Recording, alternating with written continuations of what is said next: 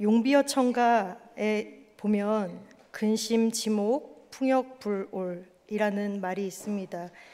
잘 아는 뜻인데요. 뿌리 깊은 나무는 바람에 흔들리지 않는다라는 뜻을 가지고 있습니다. 캐나다 밴쿠버에 스탠리 파크라는 곳이 있는데 하나카 이브라는 강풍이 분 적이 있습니다.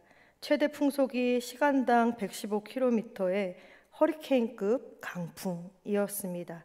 그래서 공원에 있는 나무 약 10,000그루가 쓰러지게 되었습니다.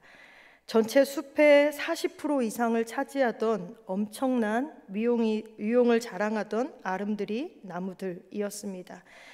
전문가들이 이상하게 생각이 되었습니다. 그래서 살펴보았더니 생각했던 것보다 나무들의 뿌리가 왜소했다는 것이지요.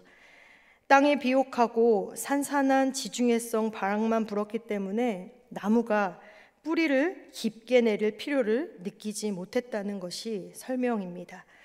그런데 큰 바람이 불자 속수무책으로 쓰러지게 된 것이지요.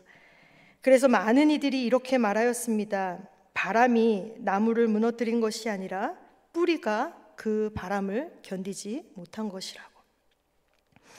뿌리가 얼마나 중요한지를 깨닫는 사건이 되었습니다. 그러나 스탠리 파크에 있던 모든 나무가 쓰러진 것은 아니지요. 실제로 강풍이 아니라 나무가 내린 뿌리의 깊이가 어떠하냐에 내부 요인이 더 큰 역할을 하게 되었다라는 것입니다.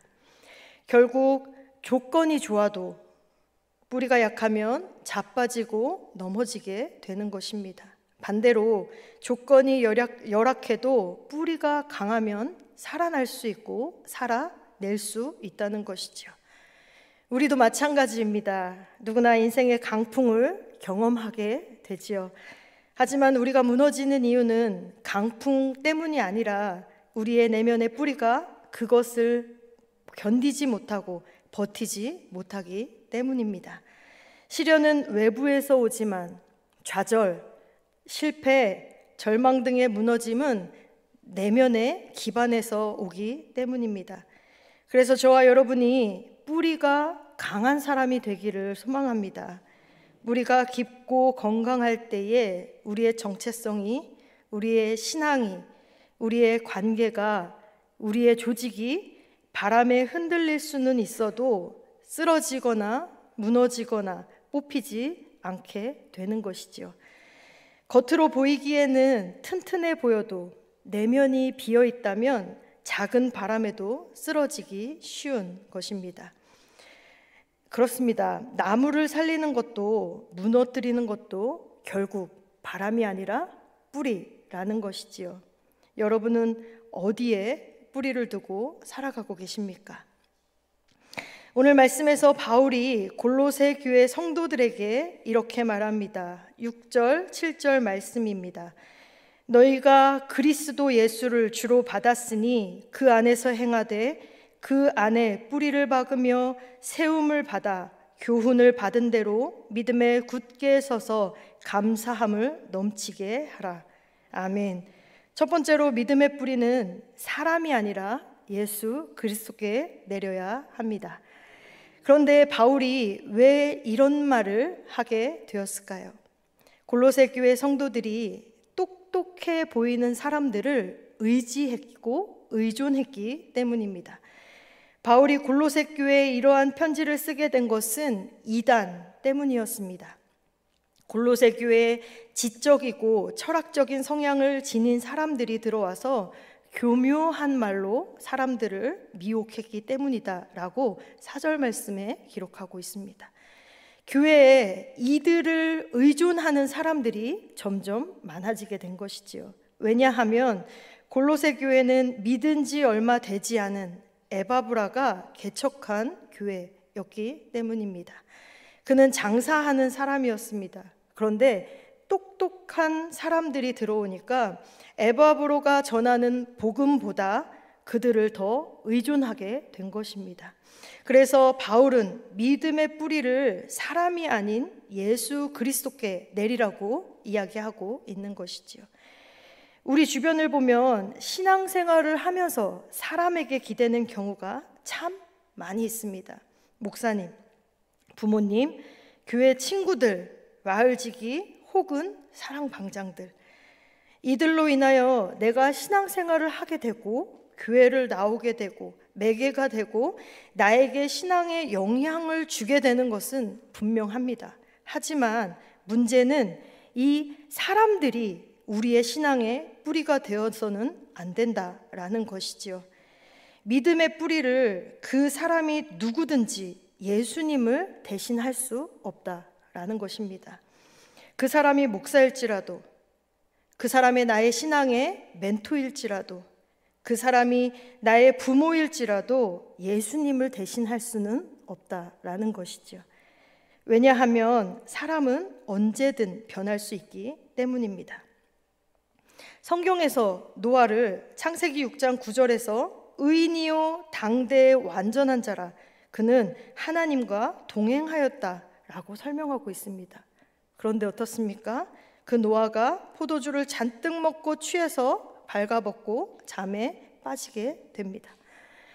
하나님이 다윗을 처음 만났을 때 뭐라고 하셨습니까?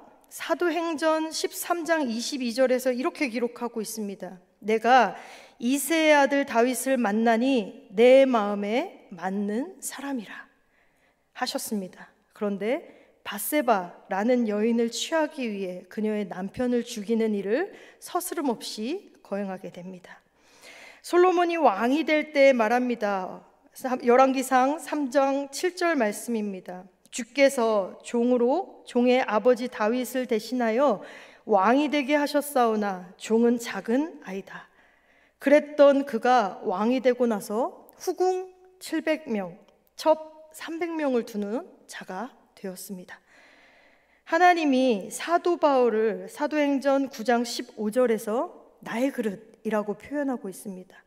바나바를 사도행전 11장 24절에서 착한 사람, 성령과 믿음이 충만한 사람이라고 기록하고 있습니다. 그런데 사도행전 15장에 가면요, 이 둘이 심히 싸우고 갈라지게 됩니다. 모두 하나님의 사람으로 쓰임 받았지만 실수도 하고 죄도 지었습니다. 만약에 노아에게, 다윗에게, 솔로몬에게, 바울에게, 바나바에게 믿음의 뿌리를 둔 사람이 있었다면 그들은 분명 넘어지고 무너졌을 거라는 것이지요. 그러나 예수 그리스도께 믿음의 뿌리를 내린 사람은 당황하고 흔들리기는 하지만 넘어지고 쓰러지고 무너지지는 않는다라는 것입니다. 존경하고 따랐던 사람이 변했을 때에, 그런 때에도 그 사람을 붙잡고 역사하신 하나님, 그 사람을 통해 하나님의 뜻을 이루어 가신 그 하나님을 더 의존하게 된다라는 것입니다. 사람은 완벽하지 않습니다. 어제 나를 믿음으로 인도했던 그 사람이 오늘은 내 믿음을 흔들 수 있는 사람이라는 것이죠. 사람을 의지하면 그 사람이 넘어질 때에 나 역시도 넘어질 수밖에 없습니다. 믿음의 뿌리를 사람에게 두지 않아야 할 또 다른 이유는 사람은 언젠가는 떠나기 때문입니다. 모세가 시내산에 올라갔습니다. 산 아래에서 기다리고 있던 백성들은 불안해졌지요. 지도자가 40일 동안 보이지 않으니 두렵기도 했을 것입니다. 이때 백성들이 어떻게 합니까? 우리를 인도한 모세가 보이지 않으니 우리를 인도할 신을 만들자라고 합니다. 백성들은 모세를 신처럼 믿었던 것입니다. 믿음의 뿌리를 모세에게 두었던 것이지요. 모세를 통해 역사하시는 하나님을 붙잡았어야 했는데 모세를 붙잡고 있었던 것입니다. 그러자 하나님이 진노하십니다. 이러한 비슷한 상황 가운데에서 여호수아는 다르게 행동하였습니다. 이스라엘의 버팀목이었던 모세가 120살에 죽게 됩니다. 잠시 떠난 것이 아니라 이제 완전히 떠나게 된 것이지요. 여호수아는 불안하고 두려웠을 것입니다. 하지만 여호수아는 흔들리지 않았습니다. 도망치지 않았습니다. 다른 신을 만들지 않았습니다. 여호수아 1장 9절 말씀에 강하고 담대하라, 두려워하지 말며 놀라지 마라, 내가 어디로 가든지 내 하나님 여호와가 너와 함께 하느니라 라는 말씀을 부여잡고, 하나님을 부여잡고 믿음의 뿌리를 하나님께 내리게 됩니다. 그래서 모세가 없어도 가나안 땅을 포기하지 않았습니다. 요단강 앞에서 두려웠지만 도망가지 않았습니다. 여리고성 앞에서 불가능할 것 같았지만 항복하지 않았습니다. 그래서 마침내 이스라엘 백성들을 이끌고 가나안 땅에 들어가게 되지요. 존경하고 본받을 믿음의 사람들이 나의 주변에 있다는 것 매우 큰 복입니다. 그러나 그 사람들이 우리 믿음 생활의 뿌리가 되어서는 안 됩니다. 우리의 뿌리는 오직 예수 그리스도 뿐입니다. 예수 그리스도께 우리의 삶의 근간을 내려야 하는 것입니다. 그런데 요즘은 그 예수 그리스도께 뿌리를 내리는 것이 쉽지만은 않습니다. 예수 그리스도께 내렸던 뿌리도 다른 곳으로 옮기려 하지요. 교회가 욕을 먹고 있는 시대이기 때문입니다. 사람들이 그렇게 표현하고 있습니다. 아직도 교회 다녀? 너 교회 다녀? 너 아직도 예수를 믿어? 너 그렇게 열심히 해 아직도? 라고 말이죠. 그만큼 예수를 믿는다는 것이 부끄러운 시대가 되었습니다. 사람들을 잃을까 봐 교회 다니는 것을 숨기는 사람들이 있습니다. 사람 눈치를 보기 때문에 직장에서도 학교에서도 교회를 다니거나 예수를 믿는 것을 표시내지 않습니다. 그래서 대학에 가고 직장을 잡고 결혼하면 내렸던 뿌리들이 뽑히고 가느다란 실뿌리만 남게 되는 것이지요. 사도 바울 때에도 그러했습니다. 고린도전서 1장 22절 23절 말씀을 제가 봉독하겠습니다. 유대인은 표적을 구하는 헬라인은 지혜를 찾으나 유대인은 표적을 구하고 헬라인은 지혜를 찾으나 우리는 십자가에 못 박힌 그리스도를 전하니 유대인에게는 거리끼는 것이요 이방인에게는 미련한 것이로되. 아멘. 예수를 믿는 것이 부끄러운 것, 거리끼는 것, 미련한 것이 되었다라는 것입니다. 그런데 바울은 그 뒤에 24절에서 이렇게 말하고 있습니다. 오직 부르심을 받은 자에게는 유대인이나 헬라인이나 그리스도는 하나님의 능력이요 하나님의 지혜니라. 아멘. 바울은 당당히 말하고 있습니다. 당신들이 몰라서 그러는데 예수 그리스도는 하나님의 능력입니다. 예수 그리스도는 하나님의 지혜입니다 라고 말하고 있는 것이죠. 그래서 바울은 오늘 본문의 말씀에서 예수 그리스도 안에 뿌리를 박으라 라고 표현하는 것입니다. 저와 여러분도 예수께 우리의 삶의 뿌리를 더 깊이 내려서 너 아직도 교회 다녀? 아직도 예수를 믿어? 아직도 그렇게 열심히야? 라고 비웃는 사람들에게 예수 그리스도가 능력이요 지혜 되는 것을 보란듯이 확실하게 보여줄 수 있는 저와 여러분의 삶이 되시기를 바랍니다. 사랑하는 여러분, 사람이 신앙생활을 도울 수는 있습니다.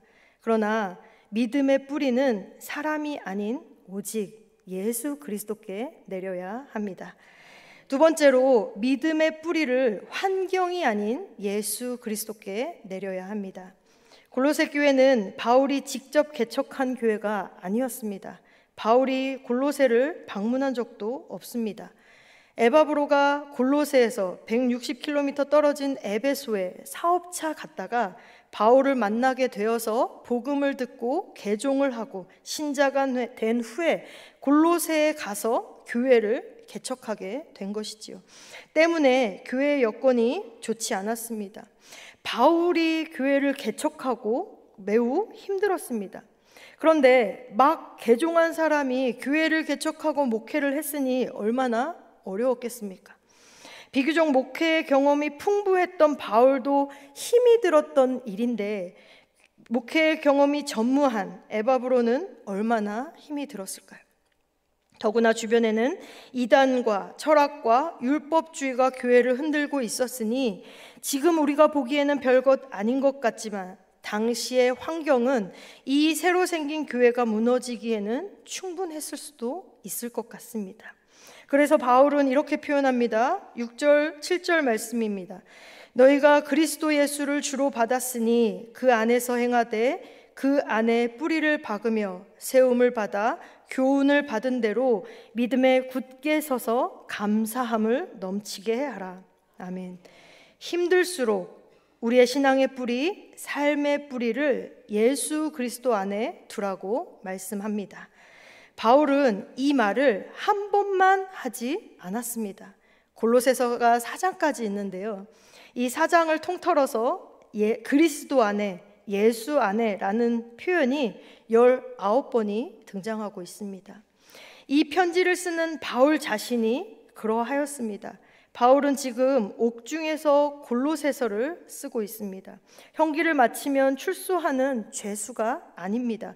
언제 참수당할지 모르는 사형수의 신분이었습니다. 그러니까 세상 누구보다 가장 두려움을 느낄 사람이 바울 자신이라는 것이지요. 그러나 바울의 모습 어디에도, 정서 어디에도 사형수로서의 어두운 그늘이 보이지 않습니다. 그 어디에도 죽음의 공포나 체념, 불안한 기색이 나타나지 않습니다. 대체 이것은 어디서 오는 초연함일까요? 예수 그리스도 안에를 19번이나 반복하는 신앙에서 오는 평안함 아닐까요? 골로새서를 쓰면서 불안과 두려움이 엄습할 때마다 예수 그리스도 안에를 언급하였을 것입니다. 힘겹고 괴롭고 외로움이 밀려오면 또다시 예수 그리스도 안에를 외쳤을 것입니다. 산 꼭대기에 바위 위에서도 잘 자라는 소나무를 보신 적이 있으십니까? 그 소나무는 어떻게 살아남을까요? 뿌리가 강하기 때문이지요.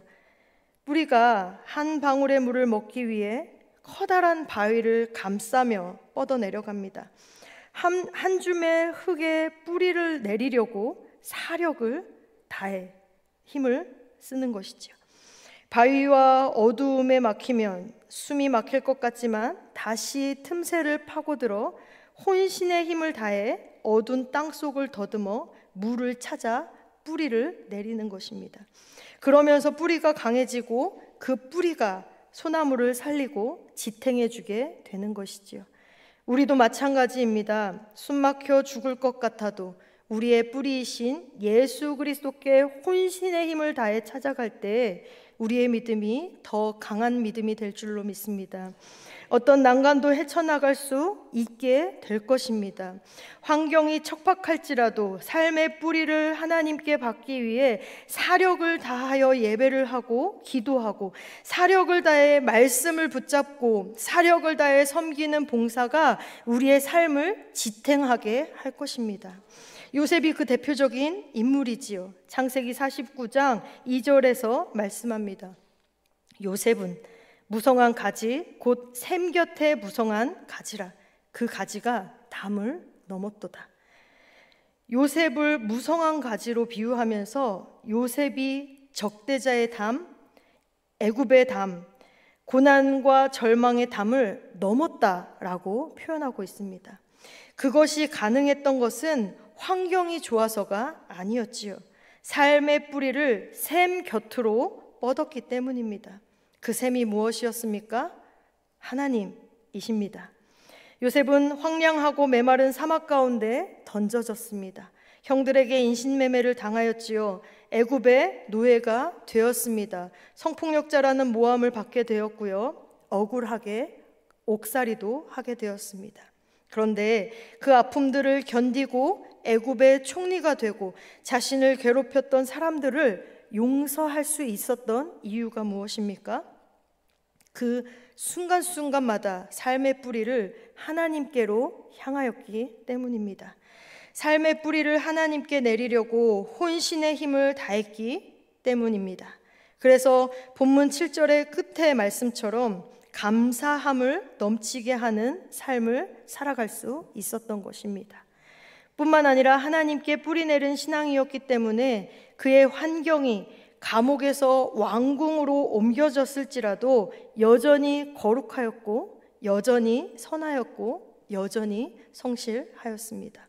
다니엘도 그러하였습니다. 환경에 의존하는 신앙이 아니었지요. 하나님께 의존하는 신앙이었습니다. 그래서 포로일 때도 소망을 잃지 않았습니다. 사자굴에 던져졌을지라도 절망하지 않았습니다. 반대로 바벨론의 총리가 되었을 때도 여전히 기도하고 여전히 거룩할 수 있었습니다. 삶의 뿌리를 하나님께 내리고 살았기 때문이지요. 요셉과 다니엘처럼 제대로 믿은 사람은 하나님께 뿌리 내린 믿음의 기둥이 있는 사람들이었습니다. 그래서 박해 폭풍, 유혹의 폭풍에 조금은 흔들릴 수는 있어도 결코 무너지는 삶을 살지 않았다는 것이지요. 거꾸로 연처럼 강풍이 불 때에, 폭풍우가 불 때에 그 폭풍을 타고 더 높이, 더 멀리 날아가게 된 것입니다. 여러분이 끊임없이 갈구하고 찾아가고 뿌리 내리려는 샘은 무엇입니까? 돈입니까? 명예입니까? 권력입니까? 자식입니까? 남편입니까? 아내입니까? 우리의 믿음의 뿌리는 오직 예수 그리스도이기를 소망합니다.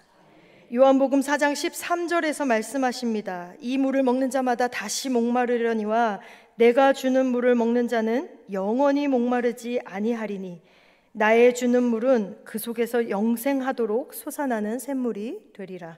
아멘. 돈, 명예, 권력, 자식, 남편, 아내에게 뿌리 내리면 또다시 목마르게 됩니다. 목마르지 않는 샘물은 예수 그리스도 뿐입니다. 그러니까 어떤 수고와 대가를 치르더라도 예수 그리스도 샘 곁으로 뿌리를 내려야 하는 것입니다. 우리의 삶의 자리가 길가 같고 돌짝밭 같고 가시덤불 같으십니까? 힘드시지요? 고단하시지요? 그래서 예수님을 믿는 것이 때로는 흔들림이 있고 어려움도 있습니다. 또 때로는 예수님을 위해 살아간다는 것이 두렵기도 하고 엄두가 나지 않을 때도 있습니다. 세 번째, 우리에게 필요한 것은 믿음의 뿌리를 예수 그리스도께 내려야 흔들리지 않는다라는 것입니다. 7절을 다시 보겠습니다. 그 안에 뿌리를 박으며 세움을 받아 교훈을 받은 대로 믿음에 굳게 서서 감사함을 넘치게 하라. 아멘. 힘들어도 세움을 받고 감사함이 넘치는 인생을 살아가려면 예수 그리스도 안에 뿌리를 내려야 한다는 것입니다. 뿌리를 내리려면 길가는 밭을 기경해야 합니다. 돌밭은 무거운 돌들을 골라내야 하고요. 가시밭은 그 아픈 가시들을 다 뽑아내야 합니다. 우리의 삶도 그러하지요. 예수 그리스도께 뿌리 내리는 일은 불필요한 것들을 골라내고 뽑아내는 수고로움이 필요합니다. 뿌리를 위해서 복잡한 삶의 가지를 쳐내는 아픔들은 견뎌낼 수 있어야 한다는 것입니다. 그래야 나무의 뿌리가 깊게 뿌리 내려 지탱이 되듯 우리의 믿음의 뿌리도 예수 그리스도께 깊게 뿌리 내려 우리의 삶을 흔들지 않도록 지탱하게 된다는 것이지요. 뿌리는 땅속에 있기 때문에 눈으로 볼 수 없습니다. 그래서 어떤 사람들은 뿌리의 중요성을 모르고 가지, 잎사귀, 꽃, 열매에만 신경을 쓰게 되죠. 그러나 중요한 것은 뿌리가 병들면 소중하게 여기던 그것들이 다 죽게 된다는 사실입니다. 사랑하는 여러분, 우리의 삶의 뿌리는 예수 그리스도입니다. 가지, 잎사귀, 꽃, 열매 같은 것도 중요하지만 그 뿌리인 예수 그리스도가 우리에게 가장 소중합니다. 세상 사람들은 이 진리를 모르지만 우리는 알고 있지요. 그래서 사도행전 4장 11절 말씀에서 예수 그리스도를 세상 사람들은 건축자의 버린 돌 취급하였지만 믿는 자들은 집 모퉁이에 머릿돌로 삼는다고 표현하고 있습니다. 그래서 우리는 오늘도 우리의 믿음과 삶의 뿌리를 예수님께 내리기 위해 예배를 드리고 있습니다. 사랑하는 여러분, 세상은 뿌리가 아니라 겉모습을 봅니다. 얼마나 능력이 있는지, 어떤 자격을 갖추었는지, 또 무엇을 소유했는지 봅니다. 하지만 하나님은 뿌리를 보십니다. 내가 어디에 뿌리를 내리고 있는지, 진짜 믿음의 기초가 무엇인지, 또 환난이 와도 흔들리지 않는 뿌리가 있는지를 보시는 것이지요. 사람이 아닌 예수 그리스도께, 환경이 아닌 예수 그리스도께 뿌리를 내릴 때에 우리는 흔들리지 않고 자라가며 감사가 넘치는 삶을 살게 될 것입니다. 다시 한번 물어보겠습니다. 여러분의 삶은 지금 어디에 뿌리를 내리고 있습니까? 겉으로 보이는 모습 너머 저와 여러분을 정말로 지탱하고 있는 그 보이지 않는 뿌리는 과연 얼마나 깊고 튼튼하신가요? 그 뿌리가 어쩌면 다가올 인생의 강풍 앞에서 저와 여러분은 얼마나 굳건히 지켜줄 수 있을까요? 기도하겠습니다. 사랑의 하나님, 우리가 오직 예수 그리스도께 뿌리 내리기를 원합니다. 사람에게도 환경에게도 감정에게도 흔들리지 않고 오직 예수 그리스도 안에서 살게 하여 주옵소서. 믿음에 굳게 서서 감사함이 넘치는 삶이 되게 하여 주옵소서. 예수님의 거룩하신 이름으로 기도합니다. 아멘.